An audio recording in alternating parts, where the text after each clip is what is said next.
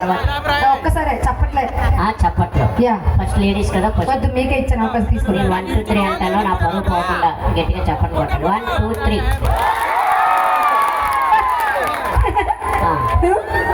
ఆగు.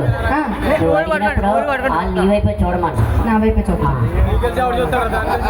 నేను మీకు చాలా సంవత్సరాల నుంచి తెలుసు. చెప్పండి. చెప్పుకో. చాలా సంవత్సరాల నుంచి తెలుసు. మంచి ఝాన్సీ చెప్పండి. నువ్వు ఆ అమ్మాయి గుట్టపరుచుకొని అడుక్కో.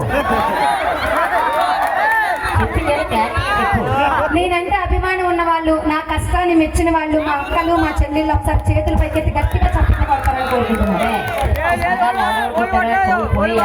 చెల్లెళ్ళు అన్నారు, మిమ్మల్ని అడగలేదు. అర్థమైందా?